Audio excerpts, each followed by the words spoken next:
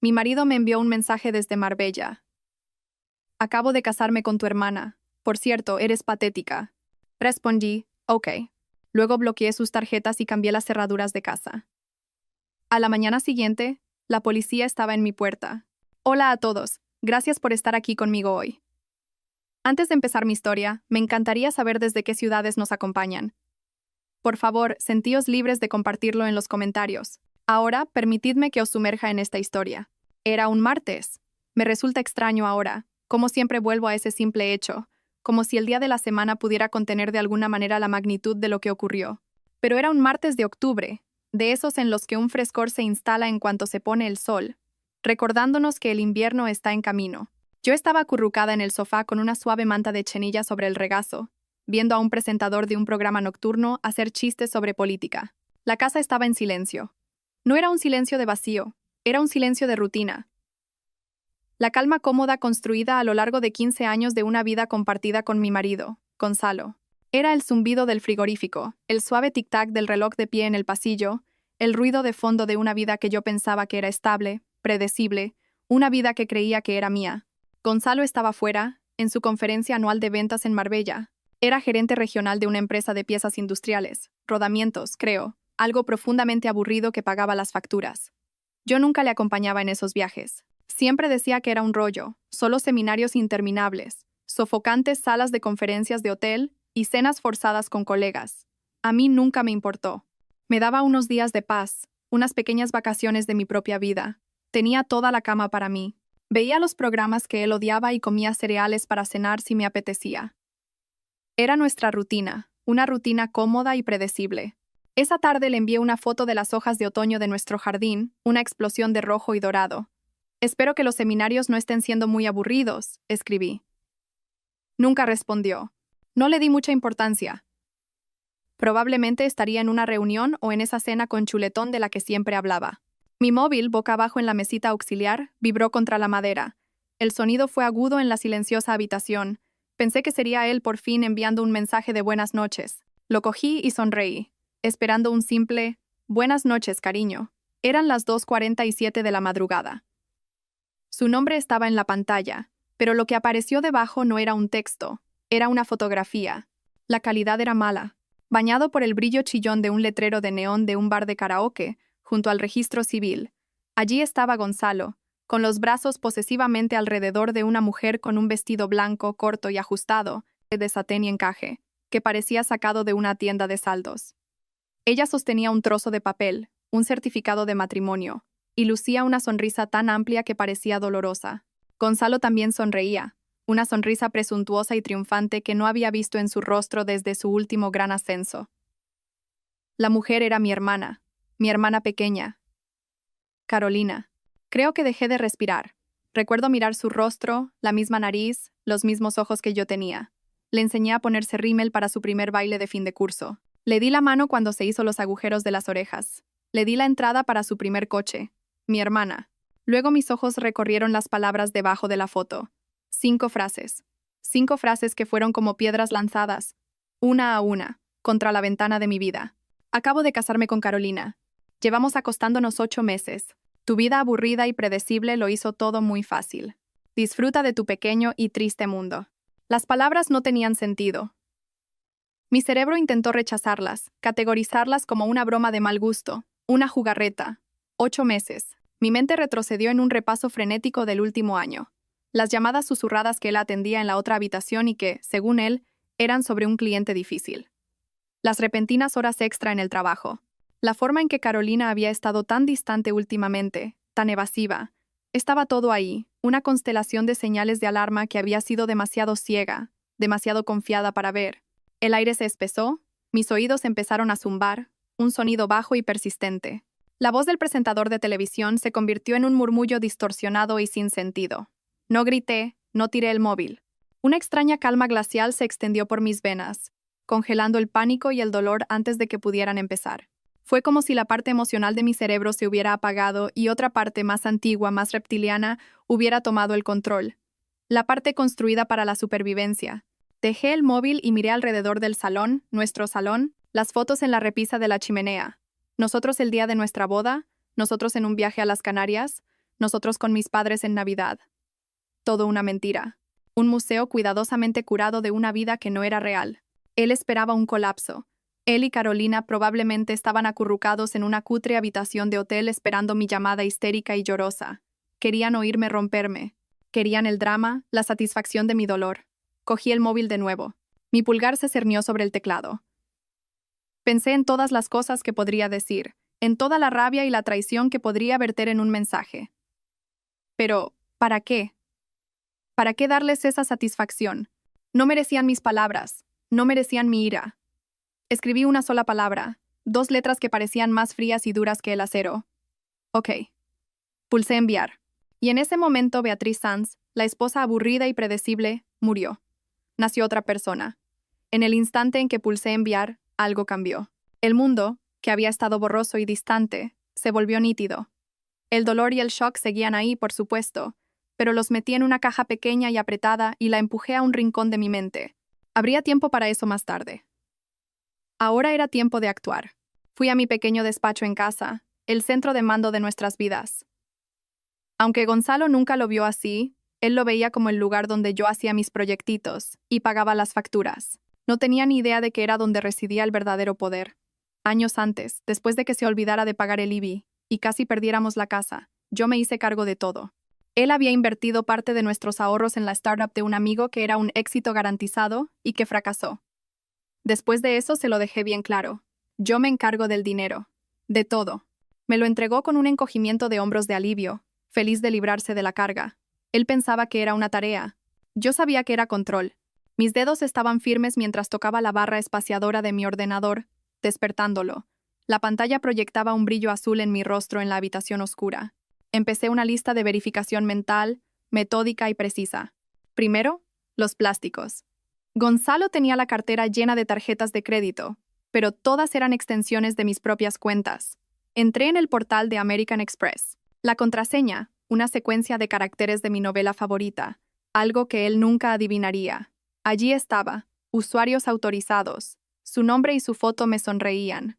Hice clic en el pequeño botón de eliminar. Apareció un cuadro de diálogo. Esta acción es inmediata y no se puede deshacer. ¿Estás segura? Una sonrisa sombría asomó a mis labios. Sí, hice clic. Hice lo mismo con la Visa y hasta con la tarjeta de El Corte Inglés, que solo usábamos para las compras de Navidad. En menos de 5 minutos, el poder adquisitivo de Gonzalo se había reducido al efectivo que tuviera en el bolsillo. A continuación, el banco. Nuestra cuenta principal estaba en el Banco Santander, una cuenta que yo había abierto a mi nombre mucho antes de casarnos. Su nómina se ingresaba directamente allí y tenía una tarjeta de débito asociada. No lo eliminé de la cuenta, eso requeriría papeleo. Pero hice algo mejor. Inicié sesión. La contraseña era el apellido de soltera de mi abuela. Navegué hasta la página de transferencias de fondos. Seleccioné la cuenta corriente. Como destino, elegí mi cuenta de ahorro de alto rendimiento en un banco online completamente diferente. Una cuenta de cuya existencia él no sabía nada, donde guardaba mi fondo para imprevistos. Introduje el importe, dejando exactamente 158,20 € en la cuenta corriente, suficiente para cubrir la factura del gas, que se domiciliaba al día siguiente, pero no lo suficiente para un billete de avión o una habitación de hotel de lujo. Transferencia completada. El móvil era lo siguiente. Nuestro plan familiar, a mi nombre por supuesto. Entré en la web de la operadora. Podría haber cancelado su línea sin más, pero eso parecía demasiado limpio. En cambio, encontré la opción de denunciar su móvil como robado. Unos pocos clics y su servicio fue suspendido. Sin llamadas, sin datos. Estaba en una isla, y yo acababa de levantar los puentes. A las 3:15 de la mañana, había terminado la demolición digital. Me recliné en la silla, el silencio de la casa presionándome. La caja de dolor en el rincón de mi mente traqueteaba, pero la ignoré. Quedaba una cosa más por hacer, la más importante. Necesitaba asegurar el perímetro. Cogí el móvil y busqué cerrajero 24 horas. El primer resultado fue cerrajero urgente 24 horas. Marqué. Una voz soñolienta respondió. Cerrajero urgente 24 horas. Habla Miguel. Hola, Miguel dije, mi voz tan tranquila como un lago helado. Me llamo Beatriz Sanz. Tengo una emergencia y necesito que cambien todas las cerraduras exteriores de mi casa inmediatamente. Hubo una larga pausa. Señora, son más de las 3 de la mañana. ¿Hay alguna amenaza? ¿Debo llamar a la policía? No es necesario, policía. Gracias, dije. La amenaza ha sido neutralizada, pero necesito asegurar mi casa. Puerta principal, puerta trasera y la puerta lateral del garaje. Eso es una llamada de emergencia con tarifa especial, señora. Serán 300 euros. Lo entiendo, dije. Tendré 400 euros en efectivo, esperándole si puede estar en mi dirección en los próximos 30 minutos. Casi podía oír los engranajes girando en su cabeza. Ya me estoy poniendo las botas, dijo. Envíeme la dirección por mensaje. Mientras esperaba, realicé una última tarea catártica. Recorrí la casa como una tormenta silenciosa, reuniendo sus pertenencias, su ropa del armario, sus zapatos del zapatero, la apestosa bolsa de gimnasio del lavadero. Encontré sus palos de golf en el garaje y su colección de figuras de Star Wars impecables y sin abrir en el desván. Lo apilé todo en el recibidor, un monumento a un hombre que ya no vivía allí. Fue extrañamente satisfactorio. Esos objetos, antes tan familiares, ahora parecían basura dejada por un extraño. Exactamente a las 4 de la mañana, una furgoneta blanca se detuvo silenciosamente en la entrada. Miguel era un hombre grande, corpulento, con ojos cansados y amables. Vio la montaña de ropa y enseres de hombre apilada junto a la puerta, miró mi rostro tranquilo y decidido, y su expresión se suavizó con comprensión. No hizo ni una sola pregunta. «Muéstreme las cerraduras, señora», fue todo lo que dijo. El sonido de su taladro eléctrico fue una declaración de independencia. C, clic, un nuevo cerrojo. C, clic, un nuevo bombín. A las 5 de la mañana, mientras el cielo comenzaba a pasar del negro a un morado magullado, mi casa era una fortaleza. Le entregué a Miguel los 400 euros y una propina de 50. Gracias, dije. No sabe cuánto. Él solo asintió. Cuídese, señora. Cerré mi nueva y sólida puerta principal, y el sonido final y satisfactorio del cerrojo, deslizándose en su lugar, resonó por el pasillo. Mi casa era mía otra vez. Subí, me desvestí, me metí en el espacio fresco y vacío de mi lado de la cama y caí en un sueño profundo y sin sueños. Me despertó bruscamente un sonido que pasa por alto los oídos y va directo a la glándula suprarrenal, golpes fuertes y rítmicos en la puerta principal. No un toque social, una citación. Mis ojos se abrieron de golpe. El reloj de la mesilla marcaba las 8:15. La luz del sol se filtraba por las persianas. Por un segundo desorientado pensé que lo había soñado todo. El mensaje, el cerrajero, la furia fría. Luego sentí el vasto vacío en la cama a mi lado, y todo volvió de golpe. Los golpes llegaron de nuevo, más fuertes. Esta vez salí de la cama, mi corazón un tambor constante contra mis costillas. No tenía miedo. El miedo había sido quemado de mí alrededor de las 3 de la mañana. Lo que sentía era un sombrío sentido de inevitabilidad. Me puse mi bata de seda, me até bien el cinturón y bajé las escaleras. Por la mirilla vi los uniformes, 2 de ellos. Su coche patrulla estaba aparcado junto a la acera. Claro, este era su siguiente paso. Hacerse la víctima, llamar a las autoridades. Respiré hondo para calmarme, giré el pesado y desconocido cerrojo y abrí la puerta. «Buenos días, agentes», dije. Mi voz era clara y firme. El mayor tenía un bigote poblado y los ojos cansados de un hombre que había visto demasiadas disputas domésticas acabar mal. «¿Es usted Beatriz Sanz?» «Lo soy». «Recibimos una llamada de su marido Gonzalo Robles», dijo, consultando una pequeña libreta. «Afirma que usted le ha impedido ilegalmente la entrada a su residencia.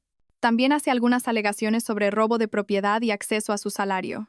La pura y descarada audacia era para quedarse sin aliento. Mantuve mi rostro como una máscara perfecta de educada preocupación. «¿Mi marido Gonzalo?», pregunté, como si estuviera confundida. «¿Está aquí? Me gustaría hablar con él». «Está de camino al aeropuerto, señora. Tuvo que llamar desde un teléfono fijo». Dijo que su móvil no funcionaba por alguna razón. El agente me miró. Un atisbo de sospecha en sus ojos. «Parece bastante alterado. Quiere que nos aseguremos de que pueda entrar en casa. Dice que su llave no funciona». «Ah, su llave no va a funcionar», dije. Asintiendo. Hice cambiar las cerraduras por razones de seguridad. Dejé que eso flotara en el aire por un momento antes de continuar. «Agentes, parece que hay un malentendido fundamental aquí. En primer lugar, esta no es su residencia, es mía. Soy la única titular en la escritura. La casa fue comprada con fondos de una herencia de mi abuela 2 años completos antes de que me casara con el señor Robles». El policía más joven se movió, mirándome a mí y luego a su compañero. Claramente pensaba que esto era solo otro caso confuso de «él dijo», «ella dijo». Y en segundo lugar dije, cogiendo mi móvil de la consola del pasillo donde lo había dejado, aunque aprecio su preocupación, el señor Robles ya no es mi marido. El agente mayor frunció el ceño. Señora, con todo el respeto, eso es algo que debe decidir un tribunal. No puede simplemente declarar un matrimonio terminado. Normalmente tendría razón asentí. Pero Gonzalo tiene una tendencia a precipitar las cosas, ¿sabe? Se casó con otra persona ayer. Giré la pantalla del móvil hacia ellos. Tenía la foto y el mensaje de texto listos. Los observé inclinarse para leer. Vi el momento exacto en que la historia cobró sentido para ellos. Los ojos del policía más joven se abrieron de par en par y apartó la vista rápidamente, luchando por contener una sonrisa. El policía mayor, sin embargo, se quedó mirando la pantalla. Leyó el texto 2 veces. Miró los rostros sonrientes de Gonzalo y mi hermana. Luego levantó la vista y me miró. Me miró de verdad por primera vez. La sospecha había desaparecido, reemplazada por una especie de respeto cansado y asombrado. Soltó un silbido bajo. Esa es su hermana. Sí, terminé por él. Negó con la cabeza, volviendo a mirar el móvil. Bueno, ¿qué demonios? Como por arte de magia, su radio crepitó. Unidad 7. ¿Cuál es la situación en la residencia Robles? El denunciante está en la línea de nuevo, preguntando por qué no hemos derribado la puerta todavía. El agente mayor no apartó los ojos de mí mientras levantaba la radio. Central, espere. Me miró. Señora, sus pertenencias están empaquetadas y listas para irse, dije, apiladas en la entrada. No he tocado nada que no fuera exclusivamente suyo. Asintió, luego encendió la radio. Central, informe al denunciante que esto es un asunto civil y no vamos a forzar la entrada. La residencia es propiedad exclusiva de la señora Sanz. Hizo una pausa, y pude ver la sombra de una sonrisa bajo su bigote. Puede informarle también de que Lastra. Sanz ha presentado pruebas de que cometió el delito de bigamia en la provincia de Málaga hace aproximadamente 6 horas. Podemos tener un inspector esperándole en el aeropuerto si quiere presentar una queja formal.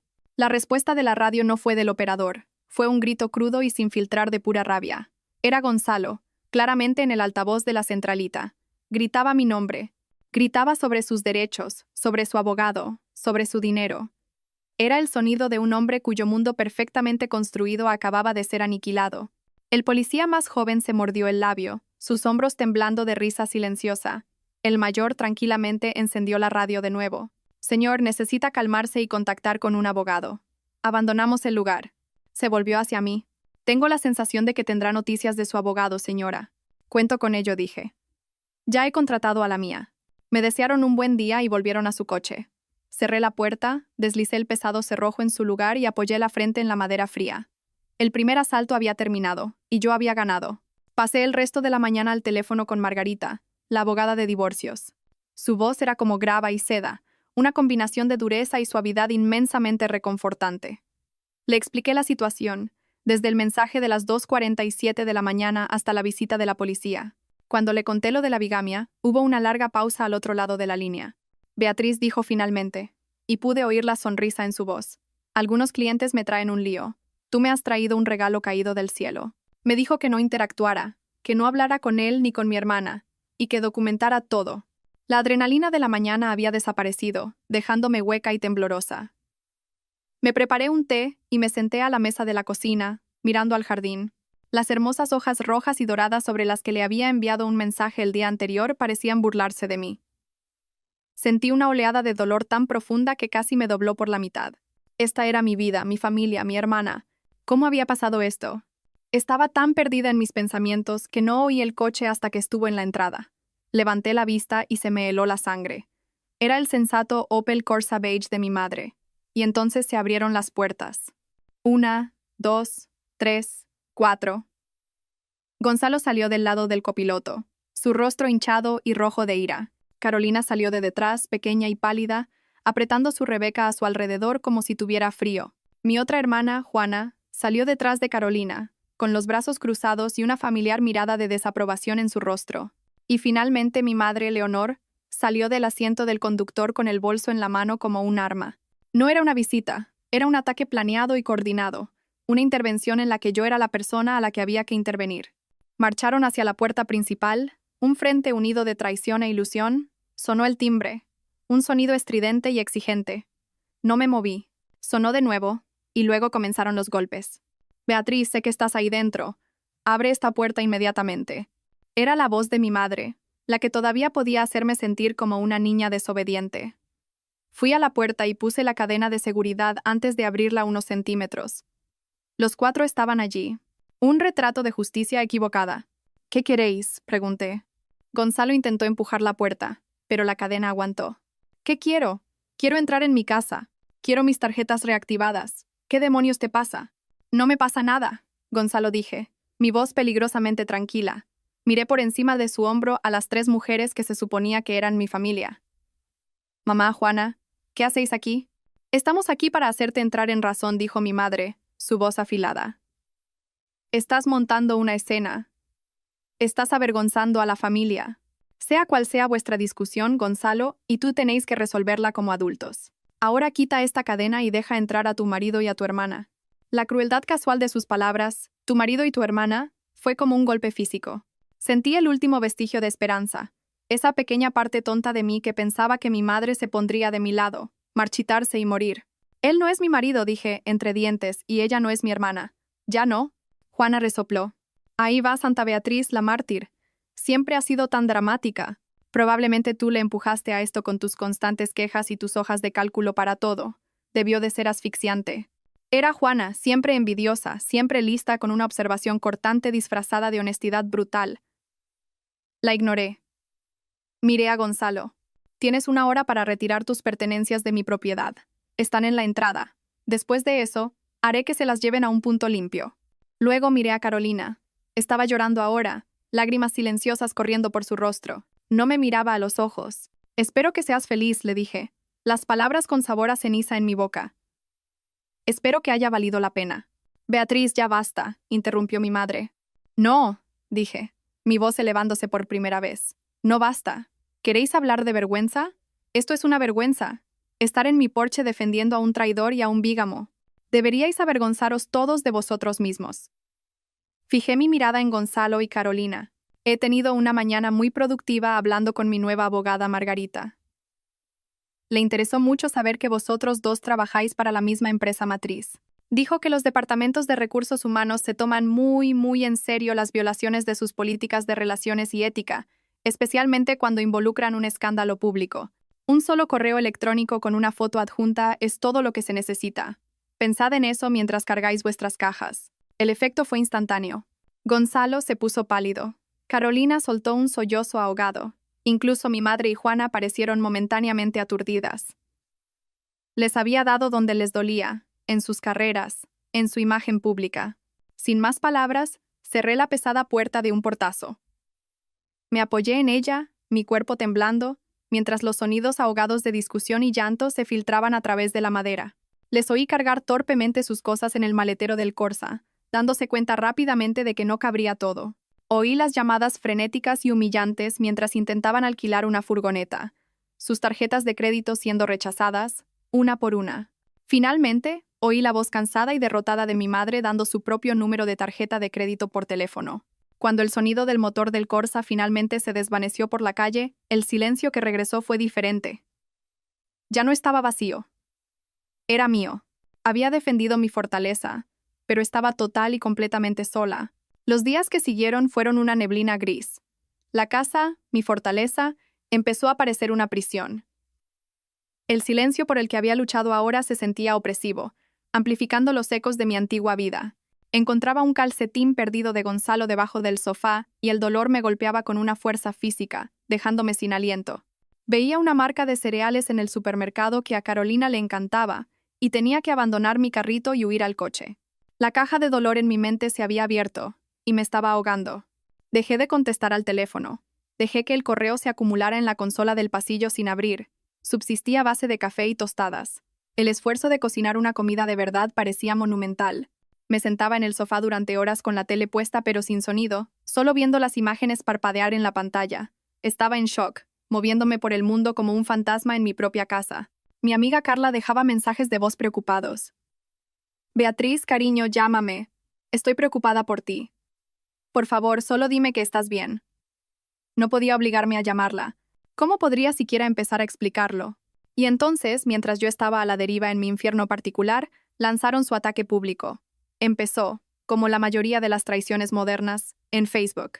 Carolina publicó primero. Fue un largo y divagante discurso, lleno de clichés terapéuticos como mi verdad y autenticidad. Escribió sobre sentirse invisible en nuestra familia, siempre a mi sombra. Pintó un retrato de Gonzalo como su improbable alma gemela, un hombre que también había sido asfixiado e incomprendido. Concluyó con un párrafo de tono lloroso sobre cómo esperaba que algún día su hermana mayor, controladora e implacable, encontrara en su corazón la capacidad de alegrarse por ellos. Fue una obra maestra de victimización pasivo-agresiva. La publicación de Gonzalo siguió unas horas después. Eligió una foto en blanco y negro de sí mismo, mirando pensativamente por una ventana, como una especie de poeta torturado. Escribió sobre la desesperación silenciosa de su matrimonio conmigo, una vida de interminables hojas de cálculo y vacíos emocionales. Afirmó haber sido abusado financieramente, con cada céntimo suyo escrutado, y que finalmente había encontrado el coraje para liberarse y elegir la alegría. Mi madre y Juana fueron sus fieles soldadas. Compartieron ambas publicaciones con leyendas efusivas. Tan orgullosa de mi valiente hija por seguir su corazón, escribió mi madre. Esto es el verdadero coraje, comentó Juana en la publicación de Gonzalo. La narrativa se extendió como un virus. Amigos con los que no hablaba desde hacía años empezaron a enviarme mensajes llenos de lástima. Beatriz, no tenía ni idea de que las cosas estuvieran tan mal para vosotros. Una tía comentó en la publicación compartida de mi madre. La familia lo es todo. Espero que todos podáis sanar. Me estaban juzgando, condenando y sentenciando públicamente en el tribunal de las redes sociales. Y yo estaba demasiado paralizada por el dolor para siquiera montar una defensa. Fue entonces cuando llamó Raúl. Raúl, mi viejo amigo de la universidad, el genio silencioso que trabajaba en ciberseguridad, no envió un mensaje primero, simplemente llamó, y cuando vi su nombre, algo me hizo contestar. Beatriz dijo, su voz tranquila y directa. He visto el circo en Facebook. ¿Estás bien? No susurré. La primera palabra honesta que le había dicho a alguien en días. Bien dijo, lo que me sorprendió. Eso significa que estás cuerda. Ahora escúchame. No interactúes con ellos online. No publiques ni una sola palabra. Pero no vamos a dejarlo así. Esto es difamación. Y vamos a combatirla con hechos. ¿Cómo, Raúl? Mi voz se quebró. Es un montón de mentiras. Es su palabra contra la mía. No, no lo es, dijo firmemente. Es su palabra contra la suya. Esa gente es arrogante. Creen que son más listos que nadie. Eso los vuelve descuidados. Solían usar Facebook Messenger para hablar, ¿verdad? El recuerdo emergió a través de la niebla. Sí, lo usaban constantemente, pensando que era su canal privado. Todo el tiempo dije, es todo lo que necesito saber, dijo Raúl. Te voy a enviar un correo. Sigue las instrucciones. Exactamente. No hagas preguntas. Solo hazlo. Una hora después, apareció un correo con el asunto, tu archivo. Contenía un enlace y un conjunto simple de instrucciones para descargar mis propios datos de Facebook, incluido un historial completo de mis mensajes. Seguí sus pasos y unos minutos después llegó otro correo con un gran archivo zip adjunto. Lo abrí. Era un archivo de búsqueda de todo mi historial de Facebook. Siguiendo las siguientes instrucciones de Raúl, abrí la carpeta de mensajes y allí estaba. Todo. Años de conversaciones. Busqué Carolina. Durante las siguientes 3 horas, me senté allí y leí. Fue como caminar voluntariamente por mi propia película de terror personal. Vi su aventura desarrollarse en tiempo real. El coqueteo inicial, el primer almuerzo secreto, las mentiras que inventaron para cubrir sus huellas. La forma en que se burlaban de mí. Se burlaron del regalo de cumpleaños que le había elegido meticulosamente. Se rieron de una vez que me tropecé en la acera. Me llamaban la directora de la prisión. Y entonces encontré la prueba irrefutable. El mensaje de Carolina que exponía toda la podrida conspiración. Es tan ingenuo. Llevo meses sacando dinero de su cuenta conjunta. Solo le digo que es para la compra o cosas de la casa. Ya tengo casi suficiente para nuestra boda de ensueño. No puedo esperar a ver la cara de estúpida de Beatriz cuando se dé cuenta de que le he timado en todo. La cuenta conjunta, la cuenta de la casa que se financiaba enteramente con mi salario y mi herencia. Sentí una oleada de furia incandescente que quemó la niebla del dolor. Inmediatamente entré en la web de mi banco y descargué los extractos de los últimos 18 meses de esa cuenta. Los revisé línea por línea con un rotulador, marcando cada retirada de efectivo, cada compra cuestionable. El total superaba los 10.000 euros. No escribí una refutación. No intenté contar mi versión de la historia. Dejé que ellos la contaran por mí. Hice capturas de pantalla, docenas de ellas, los mensajes más incriminatorios, los extractos bancarios subrayados. Creé un nuevo álbum de fotos en mi página de Facebook y lo titulé La Verdad. Subí cada captura de pantalla, una tras otra, y luego publiqué el álbum públicamente. Mi único comentario fue una cita de uno de sus propios mensajes. No puedo esperar a ver la cara de estúpida de Beatriz cuando se dé cuenta de que le he timado en todo. Apagué el ordenador, fui a la cocina y me serví mi primera copa de vino en una semana. Mi móvil empezó a vibrar en la encimera y no paró durante el resto de la noche. La guerra había terminado. Cuando un animal acorralado está a punto de rendirse, a menudo tiene un último estallido violento de energía frenética. Es una lucha final desesperada por la supervivencia. Esa es la mejor manera de describir lo que Gonzalo y Carolina hicieron a continuación. Sus imágenes cuidadosamente construidas de almas gemelas trágicas habían sido destrozadas por sus propias palabras, y la humillación los lanzó a una espiral de actos de represalia cada vez más extraños y patéticos. El primer paso fue un intento de desestabilizar mi carrera. Gonzalo, sabiendo que no podía intimidarme, convenció a su padre para que hiciera el trabajo sucio. Su padre, un hombre que siempre se presentó como un pilar de la comunidad, llamó a mi jefe el señor Herrero. Me enteré más tarde porque el señor Herrero me llamó a su despacho al día siguiente. Cerró la puerta, se sentó detrás de su gran escritorio de roble y me miró por encima de las gafas. Se me encogió el corazón. Pensé, ya está. Han conseguido arruinarme esto también. Beatriz comenzó. Recibí una llamada ayer de un caballero llamado Francisco Robles, el padre de Gonzalo, supongo. Asentí, con la boca seca. Me contó una historia muy preocupante, continuó el señor Herrero. Dijo que estabas emocionalmente inestable, que estabas involucrada en una campaña de acoso contra su familia y que estaba profundamente preocupado de que tus problemas personales estuvieran afectando tu juicio profesional. Hizo una pausa, dejando que las palabras flotaran en el aire. Sugirió que, por el bien de mi empresa, debería considerar ponerte en excedencia prolongada. Simplemente lo miré, sin palabras. El señor Herrero se inclinó hacia adelante. Entonces le dije que he tenido el privilegio de trabajar contigo durante 12 años, y que en ese tiempo has sido la persona más competente, fiable y profesional de mi equipo. Le dije que tu vida personal es precisamente eso, personal, y que si volvía a llamar a mi oficina con acusaciones tan difamatorias, haría que nuestro abogado de la empresa se pusiera en contacto con él directamente. Luego colgué. Una oleada de alivio tan intensa que me recorrió. Gracias, señor Herrero, susurré. Él solo asintió. No me las des. Sigue con el buen trabajo. Y Beatriz, tómate unos días libres si lo necesitas. Invito yo. Su siguiente jugada fue aún más descarada. Alrededor de las 3 de la mañana de un miércoles, mi móvil se iluminó con una notificación de mi nuevo sistema de cámaras de seguridad. Movimiento detectado en la ventana delantera. Me senté en la cama, el corazón desbocado, y vi la transmisión en vivo en mi móvil. La imagen granulada de infrarrojos mostraba a Carolina, con el pelo alborotado, intentando forzar la apertura de la ventana de mi salón con una pala de jardín oxidada de mi cobertizo. Gonzalo estaba detrás de ella, escondido en las sombras del porche, gesticulando frenéticamente para que guardara silencio. Ella estaba borracha, llorando y murmurando que necesitaba coger las perlas de la abuela, las mismas perlas que nuestra abuela todavía estaba viva y en buen estado de salud para usar. Pulsé el botón de pánico en la aplicación de seguridad, que hizo sonar una sirena y parpadear las luces exteriores. Salieron corriendo de mi césped como mapaches asustados, justo cuando un coche de policía doblaba la esquina. No fueron arrestados, pero el informe policial por intento de allanamiento de morada fue otra bonita prueba para mi abogada. Después de eso, fue solo una serie de actos mezquinos y patéticos. Gonzalo le dijo a un conocido en común que yo tenía un problema secreto con el juego. Carolina le dijo a mi prima que yo había matado a su hámster de la infancia. Era todo ruido. El zumbido desesperado de 2 avispas atrapadas en un frasco. Pero el culmen absoluto de su delirante sentimiento de derecho vino de Dolores, la madre de Gonzalo. Me llamó una tarde, su voz una mezcla empalagosa de falsa preocupación y condescendencia. Beatriz, querida, empezó. He estado pensando en toda esta terrible situación. Es una tragedia completa.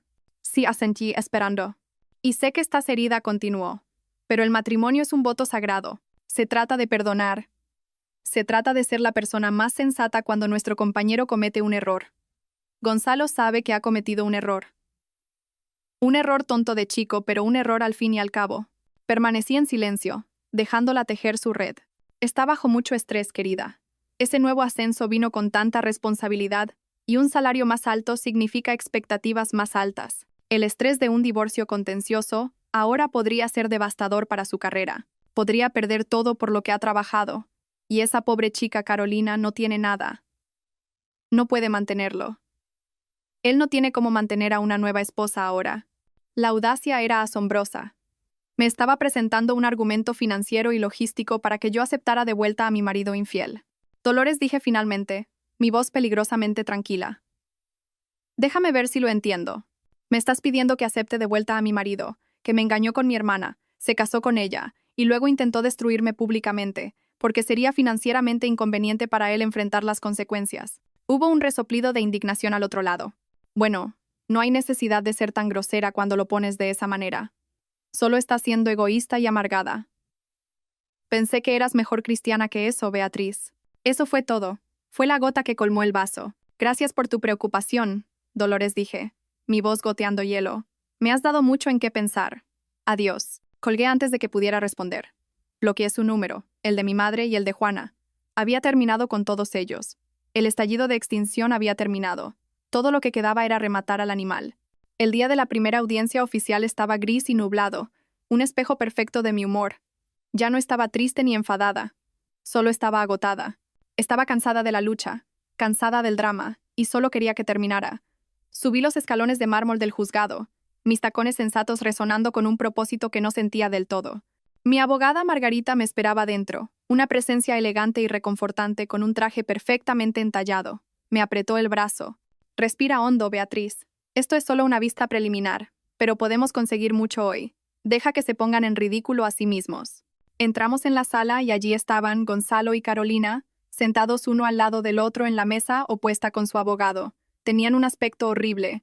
La arrogancia desafiante había desaparecido, reemplazada por una ansiedad pálida y falta de sueño. El traje de Gonzalo le quedaba mal y Carolina llevaba una Rebeca beige anodina, como si intentara desaparecer en la madera. Se negaron a mirarme. Su abogado, un hombre con el pelo engominado y una sonrisa demasiado confiada, empezó. Se lanzó a un discurso sobre la santidad del matrimonio y la tragedia de su disolución. Pintó a Gonzalo como un buen hombre que había estado sufriendo un episodio depresivo grave y no diagnosticado, lo que llevó a un lapso temporal de juicio. Describió a Carolina como una mujer profundamente empática, que simplemente había intentado ofrecer consuelo a un hombre que sufría, y su relación había florecido inesperadamente desde un lugar de apoyo mutuo. Incluso usó la frase, un error trágico y hermoso. Creí que Margarita se iba a reír a carcajadas. La jueza, una mujer formidable llamada jueza Almeida, con ojos agudos e inteligentes, permaneció impasible. Cuando le llegó el turno a Margarita, se acercó al estrado, no con un discurso, sino con un grueso y pesado dossier. Señoría, dijo, su voz cortando el aire sofocante de la sala. No estamos aquí hoy para psicoanalizar la crisis de la mediana edad del señor Robles. Estamos aquí porque el señor Robles, mientras estaba legalmente casado con mi clienta, contrajo un segundo matrimonio fraudulento con la hermana de mi clienta. Esto no fue un lapso de juicio. Fue la culminación de una aventura calculada de 18 meses, que también involucró el robo sistemático de más de 10.000 euros a mi clienta. Abrió el dossier. Presento como prueba una transcripción completa y sin editar de sus comunicaciones electrónicas que detallan la aventura, el engaño financiero y su intención maliciosa. Me gustaría llamar la atención del tribunal sobre la página 47. El abogado engominado se levantó de un salto. Protesto. Los mensajes privados de mi cliente no son admisibles. Fueron enviados con un plan de datos familiar, propiedad y pagado por mi clienta, contraatacó Margarita sin dudar. No hay expectativa legal de privacidad. Además, son directamente relevantes para las reclamaciones financieras y los motivos del divorcio. Protesta denegada, dijo la jueza, un brillo de interés en sus ojos. Prosiga, letrada. Margarita miró la página. El 12 de mayo, el señor Robles le escribió a la señora Sanz, Carolina. Beatriz está tan absorta en sus hojas de cálculo que ni se ha dado cuenta. Es como quitarle un caramelo a un niño. El 3 de junio, la señora Sanz, Carolina, escribió. No te preocupes de que se entere. Es demasiado aburrida y predecible para siquiera sospechar algo. Hizo una pausa, dejando que las palabras se asentaran. Luego dio el golpe de gracia. Y finalmente, señoría, en la página 62, un mensaje del señor Robles a la señora Sanz, Carolina, sobre sus planes post-Marbella. No puedo esperar a ver la cara de estúpida de Beatriz cuando se dé cuenta de que le he timado en todo. Un suspiro colectivo recorrió la pequeña galería. La jueza se quitó lentamente sus gafas de leer y se inclinó hacia adelante, fijando a Gonzalo con una mirada glacial. Señor Robles dijo, su voz peligrosamente baja. ¿Es esa una cita exacta? Gonzalo parecía un pez fuera del agua, su boca abriéndose y cerrándose. Fue una broma, tartamudeó, sacada de contexto. ¿Una broma? La voz de la jueza Almeida estaba teñida de incredulidad. Señor Robles, he presidido cientos de casos de divorcio. He visto ira, tristeza y traición. Pero rara vez he visto una crueldad tan premeditada y documentada. Por favor, ilumine al tribunal. ¿En qué contexto es gracioso planear robar a su esposa y regodearse en su dolor? Gonzalo se marchitó bajo su mirada, hundiéndose en su silla. Todo el aire se desinfló de él. Carolina rompió a llorar. Su abogado solo miraba su bloc de notas, como si contuviera los secretos del universo. La jueza los miró a ellos y luego de vuelta a Margarita. Letrada dijo, creo que tengo todo lo que necesito para tomar una decisión preliminar sobre la pensión alimenticia y el uso exclusivo del domicilio familiar, que veo por esta escritura, que en realidad ni siquiera es un bien ganancial. Sonrió, una sonrisa fina, afilada y aterradora. Esto no debería llevar mucho tiempo. La decisión final, dictada unas semanas después de esa primera vista, fue una ejecución rápida y brutal de las esperanzas de Gonzalo y Carolina. La jueza cumplió su palabra. No tardó mucho. El divorcio fue concedido con efectos inmediatos. Los motivos citados fueron adulterio y fraude. La jueza se aseguró de señalar la prueba abrumadora e inequívoca de intención maliciosa. Luego pasó a los bienes. Fue hermosamente simple. Se me adjudicó la casa, libre de cargas, ya que era mi propiedad antes del matrimonio. Se me adjudicó la totalidad de mis propias cuentas de jubilación y ahorros, incluido el fondo para imprevistos que él no conocía. Se me adjudicó el coche que yo conducía. A Gonzalo se le adjudicaron sus bienes personales, que en ese momento le estaban costando a su madre una pequeña fortuna en gastos de almacenamiento. Se le adjudicó el SUV de leasing que conducía, junto con los restantes años de pagos. Y entonces la jueza Almeida pronunció la pieza de resistencia. En cuanto a la pensión alimenticia, anunció, mirando directamente a Gonzalo, el tribunal reconoce que la señora Sanz fue la principal proveedora financiera durante el matrimonio. Las pruebas muestran que apoyó totalmente al señor Robles durante su reciente programa de certificación ejecutiva, un programa que resultó directamente en su sustancial promoción y aumento de salario. Hizo una pausa para dar efecto. Por lo tanto, el tribunal ordena que el señor Robles pague una pensión compensatoria a la señora Sanz para compensar los daños financieros y emocionales incurridos. El importe será de 500 euros al mes por un periodo de 1 año. Un sonido ahogado salió de la garganta de Gonzalo.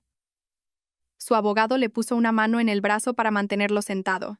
La idea de que él, la supuesta víctima, tuviera que enviarme un cheque cada mes, era más de lo que su frágil ego podía soportar.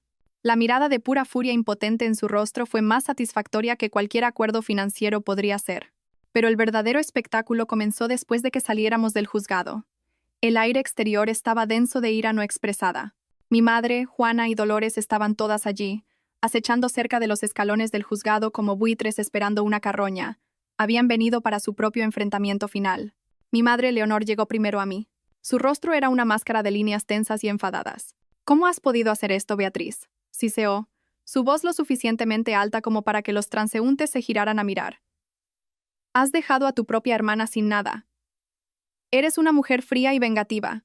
Te crié mejor que esto. De repente, Dolores se interpuso entre nosotras, su rostro enrojecido con su propia marca de furia materna.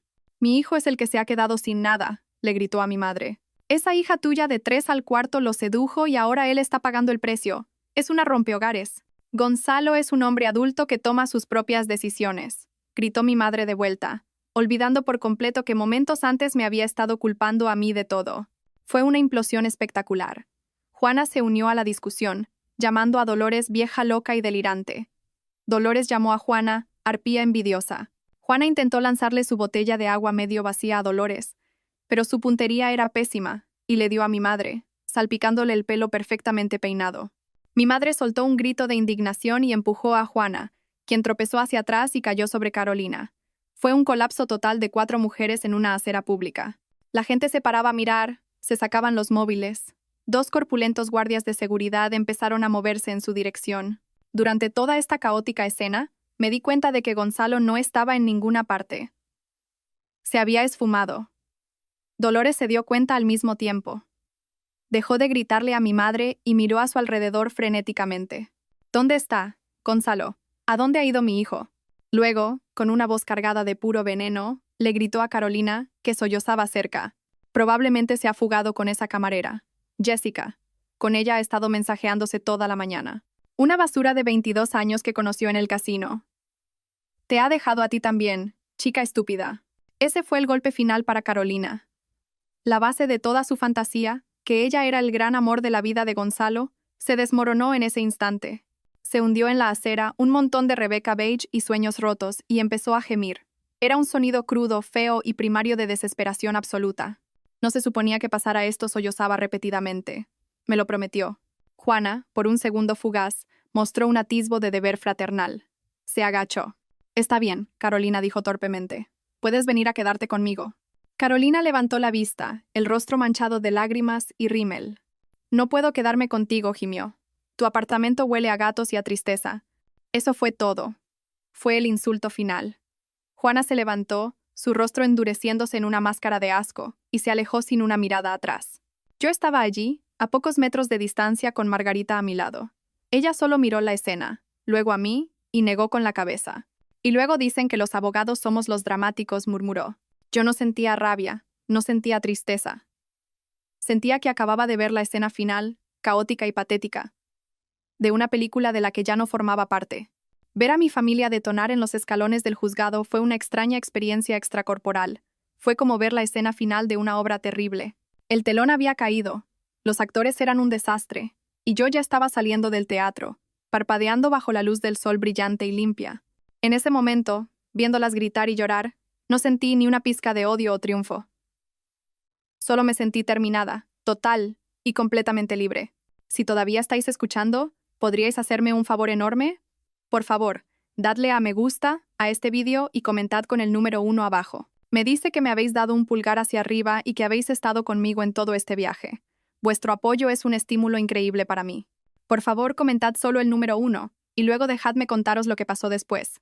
El polvo de esa explosión se asentó lentamente en los meses siguientes, y las noticias de las consecuencias me llegaron a cuentagotas a través de los chismes reacios de tías y primos que finalmente habían decidido de qué lado de la familia estaban.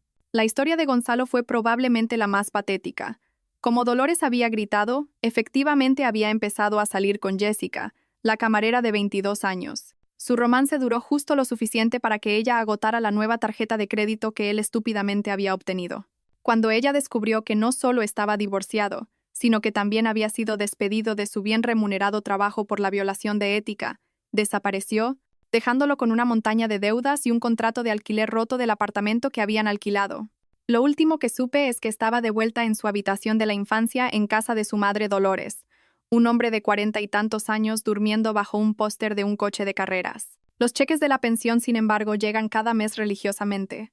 Los tengo en depósito directo en un fondo que he llamado la cuenta del karma. La vida de Carolina se convirtió en una tragedia silenciosa. Después de ser públicamente repudiada por Juana en los escalones del juzgado, no tenía a dónde ir. Terminó teniendo que rogarle a Juana que la dejara quedarse en el apartamento que olía a gatos y a tristeza. Viven juntas ahora, dos mujeres amargadas marinando en su resentimiento compartido. Carolina no ha podido encontrar trabajo en su campo. El escándalo la ha seguido. Ahora trabaja a tiempo parcial en una zapatería de descuento.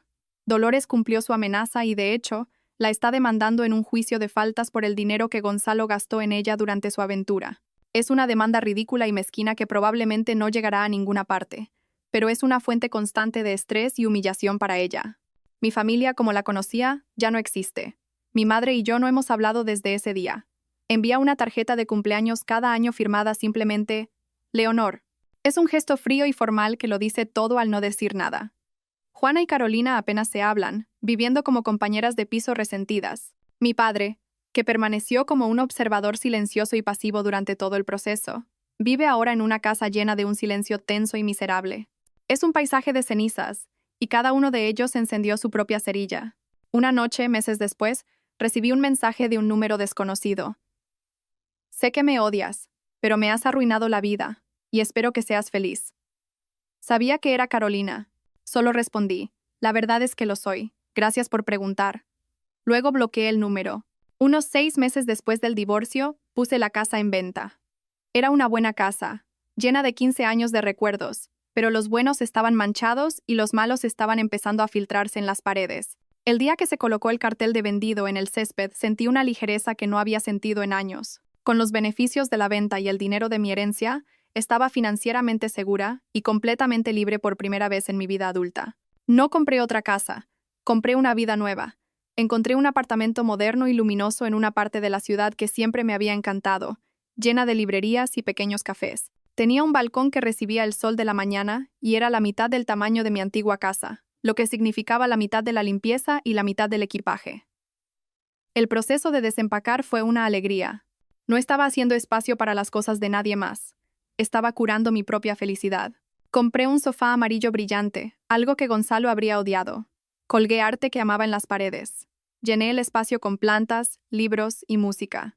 Lentamente, comencé a reconstruir mi vida, no solo por fuera, sino por dentro. Empecé a ir al gimnasio de nuevo, no para perder peso, sino porque se sentía bien sentirse fuerte.